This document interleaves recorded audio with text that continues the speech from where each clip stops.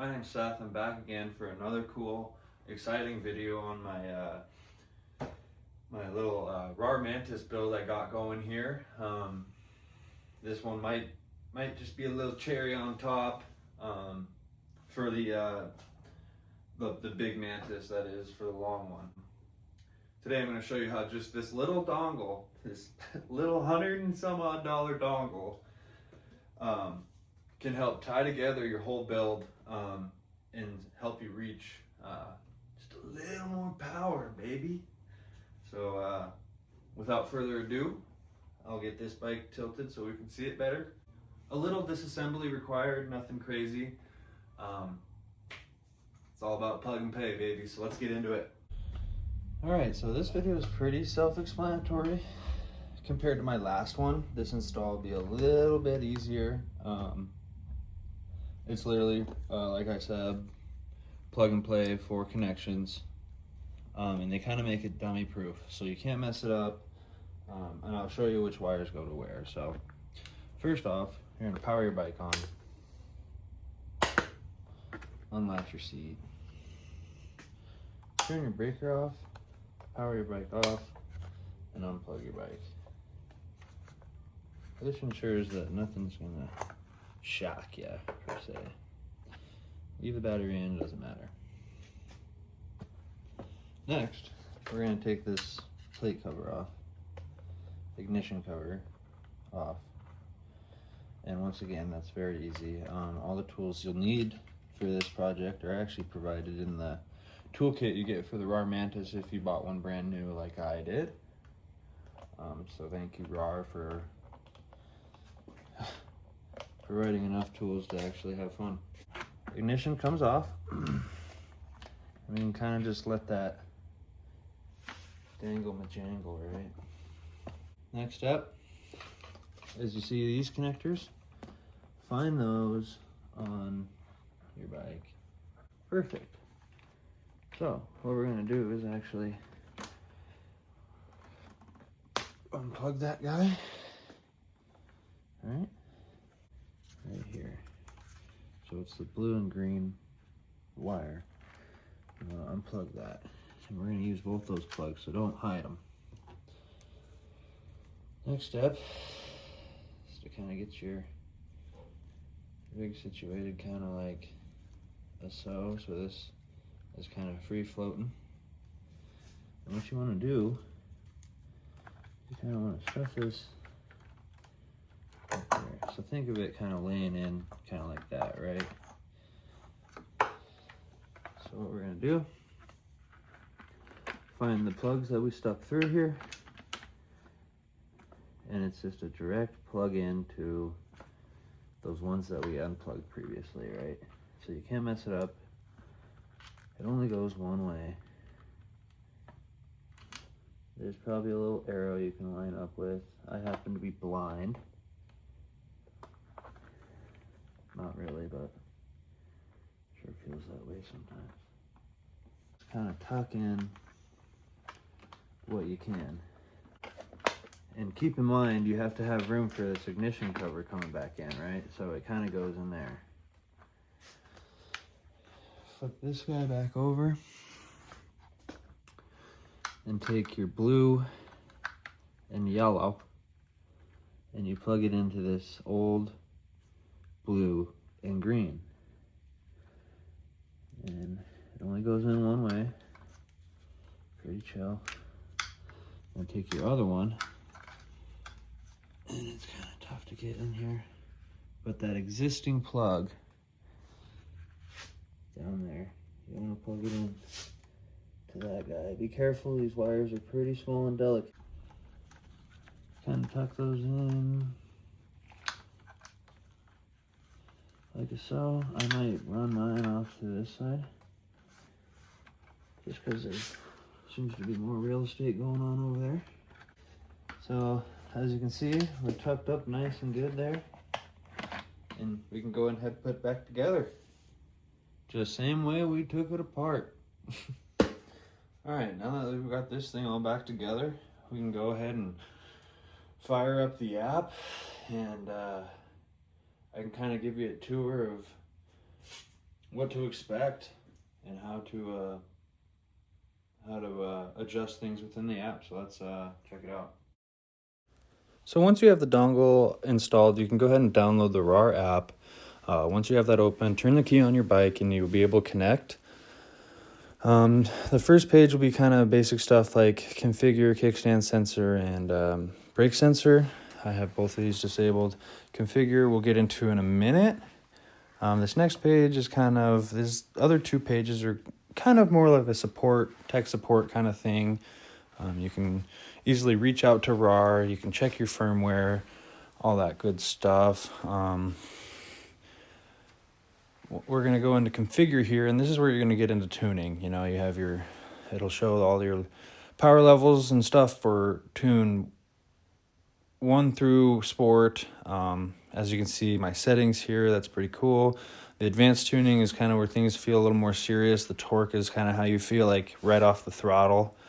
And then these throttle curves is kind of allows you to adjust the bike to kind of peak out how you want it to, whether that be fast, immediately, powerful, or kind of catches on as you kind of speed up. Pretty easy to change. You just apply, save changes, pretty run of the mill.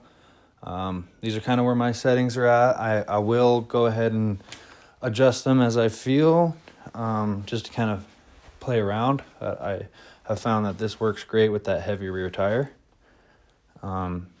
Didn't really mess with sport at all, which is to be expected. And once again, these are kind of your support pages. You can submit a ticket. This all is like direct lines to their website, so you can order parts. You can check the error codes. Pretty cool that they did that. What's up? I know it's been a couple days. Anyways, I wanted to kind of touch base on, kind of talk about this dongle that I've installed. As you can see, I went up to a really beefy rear tire. I got a 190/19. It's a real dirt bike tire, real rear. What I actually had to do was move the axle blocks all the way back, new chain, yada yada yada. It would barely fit. I wouldn't recommend doing it.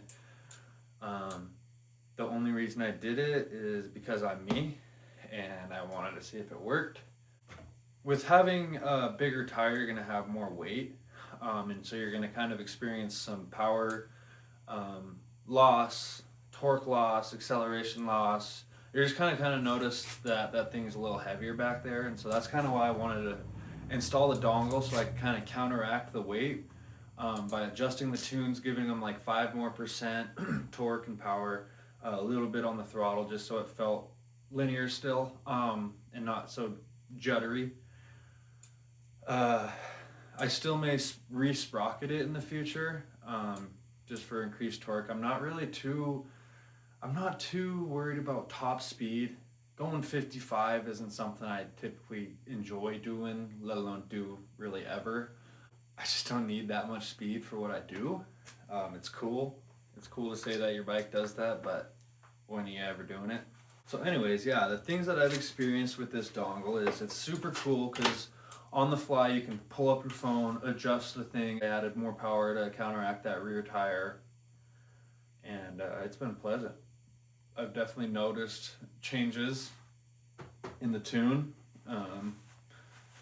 I turned it up about 2% increase on power when I first installed the tire, and then I kind of felt like that wasn't enough for some of the berms and jumps and stuff, and so I added another 3%, so a total of 5 to each of my tunes, except for tune 1. I kept tune 1 alone. I kind of want that to be my oh crap tune, so tune 2, 3, and sport. I guess I left sport alone too. So 2 and 3 got adjusted to kind of meet my needs, and it's been great. Good throttle response.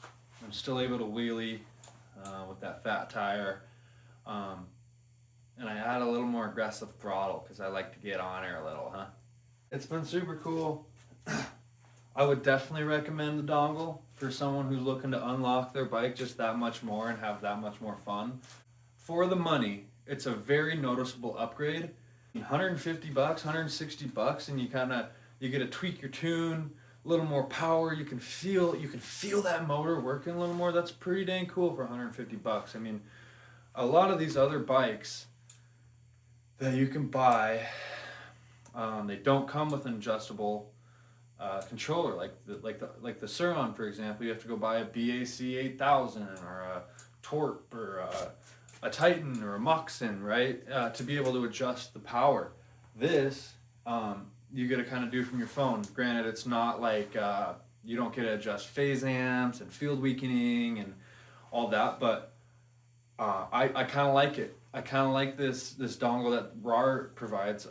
It's kind of bomb proof. I think they've set it to parameters where you can't roach your system here. So like they kind of made it a fail-safe system, which is awesome. I really appreciate that, and that just kind of makes it easier for the users that may not be so experienced in tuning their controllers or too experienced with electricity in general. You know, it's just kind of a scary thing. There's a lot of volts in that big dog, and you don't want to get shocked.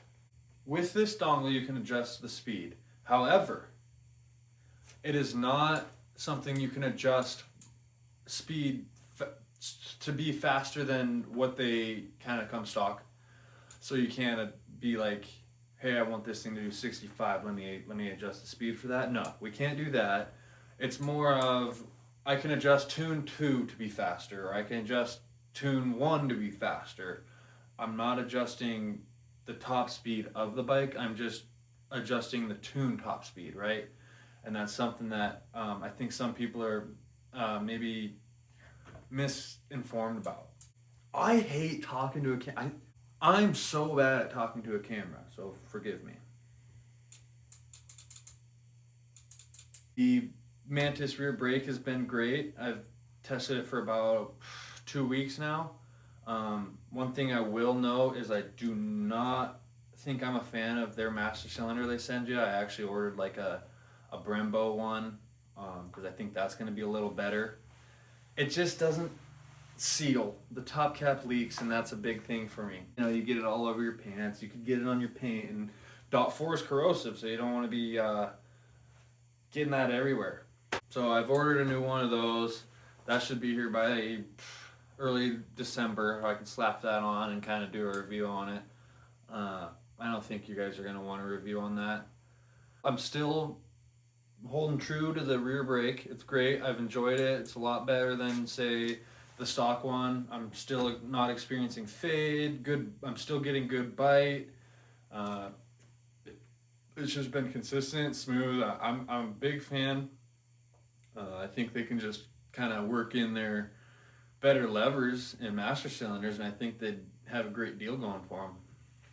So that's kind of it for this video.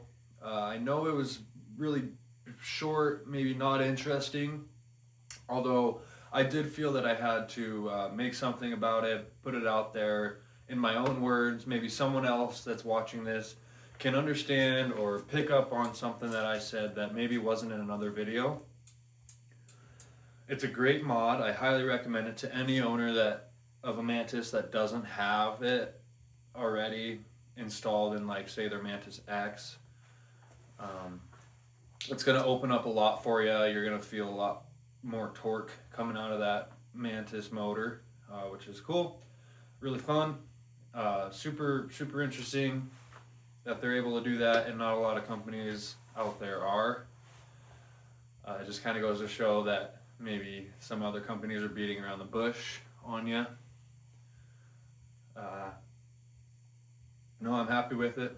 Would recommend. Like I said, I'm sorry this video is maybe shorter, kind of weird.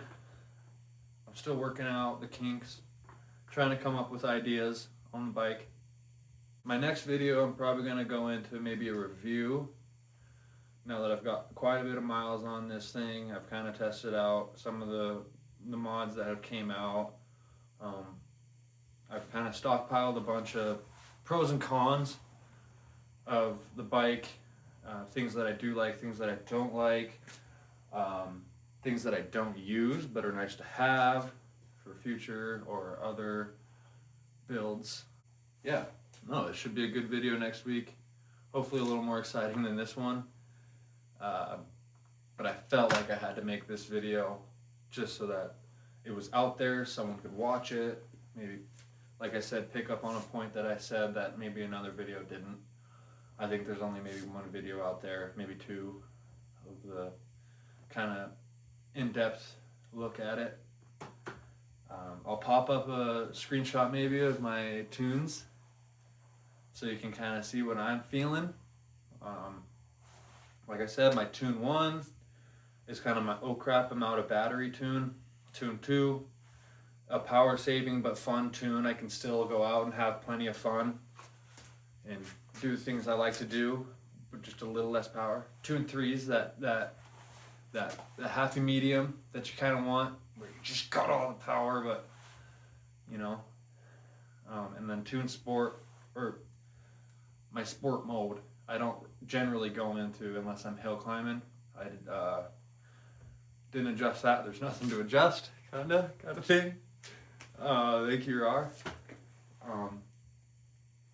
So yeah, sport I left alone. So I'll pop up maybe a little screenshot of what I got going, so that you can kind of get a baseline of how I run and maybe where you can go from, especially if you have the big rear tire like I do, because it takes away from the power without the dongle for sure. It's definitely noticeable.